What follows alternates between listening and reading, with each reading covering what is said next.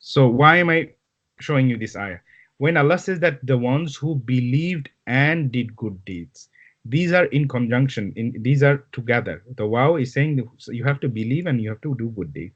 The purpose of our study. When I looked at the ayah and I looked back in uh, people who are experts in Quran, Muslims and non-Muslims, especially people in Oxford University who has been teaching Quranic Arabic from for 3 decades. They know every little thing about Arabic grammar. They've written books. They've studied tafsir. Non-Muslims. I've met Professor Ron Jeeves, who prays with us, who wrote the book about Abdullah Quilliam, first Muslim revert, who studied with madrasa students as his project, did not become Muslim. Remember this. Non-Muslims teaching Arabic grammar did not become Muslim. They know every technicality, every nuance, and everything. The whole purpose of amanu and then amil, working righteous deeds, has to be prerequisite is amanu. You have to believe in it. Without believing, there's no requirement with Allah. Knows if Allah will accept it. I don't know. We don't know. But the condition in Quran is we have to believe in it and then do the good job. Now, how does it relate to Arabic study? The purpose of this class, our class, is to actually understand little bit of grammar, not everything. Even after 5 years, you'll not get everything. But what you got today, it's supposed to bring your iman up, your closeness to Allah up. Not how much Arabic grammar you know, and then you have no iman, you have no sincerity to prayer, you have no good deeds in your daily work. Okay, so everything about grammar is supposed to bring us close. This is just a means to our goal, to our end. And the examples I gave you as Oxford professors or Professor Ron Jeeves, they've done great work. They've written books. They know Arabic. They have not become Muslim. So all they teach Arabic, they don't Yeah, believe. exactly. Mm. And isn't this happening to Muslims as well? There's so many big, knowledgeable people. In fact, Ustad Numan he does take work from Iraqi linguist. I think Samir Istaslahi or something. I forgot the name. He was born Muslim. He rejected Allah and Quran, but he's an Arab linguist. He's expert in Arabic. Then he delved into Quran. He tried to refute Quran, find mistakes in Quran in every possible angle. Then not only he became Muslim again, and he wrote one of the best linguistic nuances of Quran, Miracles What's of his name again for him? Samir Istaslahi or something. I have to check that. Samir. Yeah, Samir something, Iraqi. So again, our purpose here is not to understand everything in one go, and then we shouldn't get frustrated. Why I forgot it? Is what you remember, has it brought you close to Allah? Because the Quran is one book, you'll never be able to understand the whole thing in one life. That's how Allah preserved it. Like huruf muqatta'at, alif lam mim. Do we still know the meaning of it? We don't Sorry, know. sir. Huruf muqatta'at, alif lam mim dhalikal kitab, alif lam mim. Do we know the meaning of this? We No. don't. Allah has said, Allah preserved those meaning that you don't know it. So when we come to read Quran, we soften, we bow to Allah, saying, Allah, you know everything. I don't know. I'm only trying to know. Okay.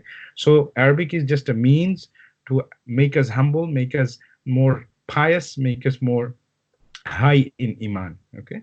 And as I gave examples, non-Muslims who know more Arabic than us, experts on that, but they haven't believed in it. Okay, they've written books which Muslims use, but they haven't believed in it, and they were not teaching for 1 or 2 years. They're teaching for 30, 40 years. Okay. No. So Allah will open our heart if our intentions are correct, inshallah. Now that brings us to the next topic, which is like you want to believe and you want to do good deeds, but how does Allah want us to believe in good deeds? Shall we just read meaninglessly? We discussed part of it last week, but there's more to it. So shall we read meaninglessly or shall we just read a translation? Could be many ways, but there is guidance. There is guidance in Allah, and this is beautiful. These two ayah I'll be sharing. Allah talks about it directly in Quran. Okay? And try to memorize these ayah. You'll need it. So when somebody asks you that what are the conditions and why do you learn Arabic? Of course you say, okay, I want to know the language, the technicality, the miracles of Allah. But above all, Allah wants you to know that this is kitabun. This is a book Anzal, look, kitabun, okay, nakira, a book, anzalnahu, I sent them, ilaika, upon it, mubarakun, this is mubarak, this book is mubarak, this is an adjective, this is a quality of this book, this is a blessing, li yaddabbar, do you remember, tadabbur, last week, afala yatadabbur, Yes. li Yes. yaddabbaru, so, li yaddabbaru, this is actually a command, li yaddabbaru, ta'lil, lam al-ta'lil, this lam is not harf jar, it is making it clear. Lam talil means it is making it clear that yaddabbaru, so that they should do pondering ayatihi, on the ayat. Look, again Allah is saying in Surah As-Sad that this is a book which is only a blessing if you do ponder upon it. Okay, and then Allah says wa yatadhakkara ulul albab. Ulul means it's like dhadu, it's like possessor. So yatadhakkara means, so it becomes, the book is a reminder, book is a blessing and a reminder, or it will remind ulul albab. Albab means people who possess quality of intellect, reasoning.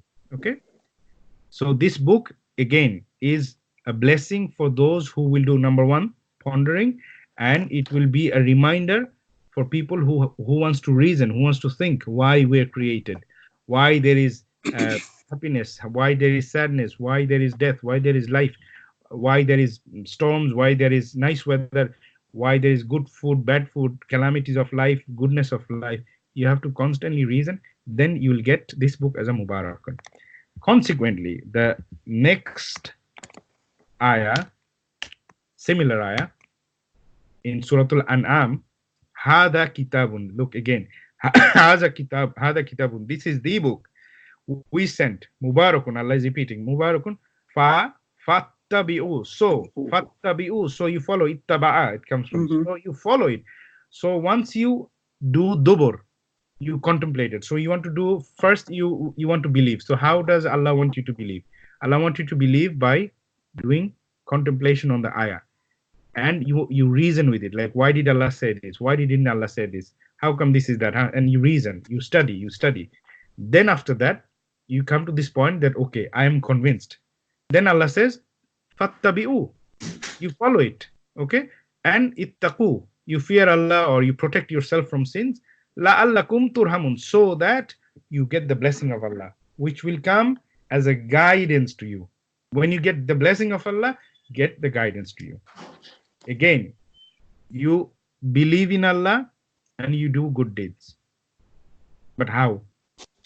How do you believe in Allah? Is there any instruction? You read the Quran, which is a blessing to you, and you read with tadabbur, you read with reasoning, and you ponder over it, and you do reasoning with it. After you've thought about it, ponder over it, you are convinced that you can believe in Allah, you want to do good deeds. Then Allah says, follow it for your guidance, everyday life. Okay, something happened to you. Are you going to be sad? How long are you going to be sad? Something happy happened to you. How long are you going to be happy? Are you going to be so happy that you miss your prayers, which most of the time happens? People forget prayer times. So what happens? If you follow it, then you protect yourself. Ittaqa is actually protecting. It's not fearing Allah only. You protect yourself from falling into the anger of Allah. Then Allah says, so that, what's the reward? You get your Allah's blessing. Okay, and at the end, Allah beautifully ends this at the later part of this ayah.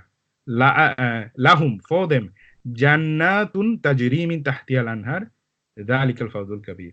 So whoever believes and do good deeds, for them the gift is Jannah, under which the rivers are flowing, and fawz is winning, victory, and this is the best of victory. Okay, so again, we believe and we want to do good deeds. How? Follow the instruction, read the Quran with tadabbur and reason. Why did Allah say this? Why did Allah didn't say this? And then once you're convinced with that, you follow it and you fear Allah, and Allah give rahmah with giving you Jannah, inshallah.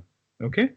Inshallah. And this is our reason to study Arabic, is to actually extract guidance from Quran, not to understand every little nuance of Arabic and then we haven't extracted any guidance. We've just become like those professors.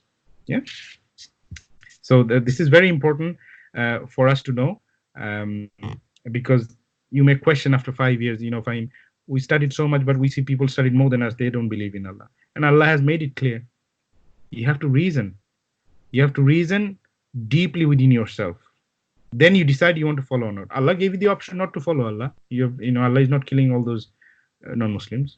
Allah isn't doing anything to them. Allah is giving them children, house, money, wealth, just like other people. But the reward for us is obviously in dunya and in akhirah, the ultimate reward. Fawzul Kabir. Fawzul Kabir, the winning in dunya will go, no matter how much we earn, no matter how much success we have. But in akhirah, which is permanent, timeless, when we are a winner in akhirah, it will never end.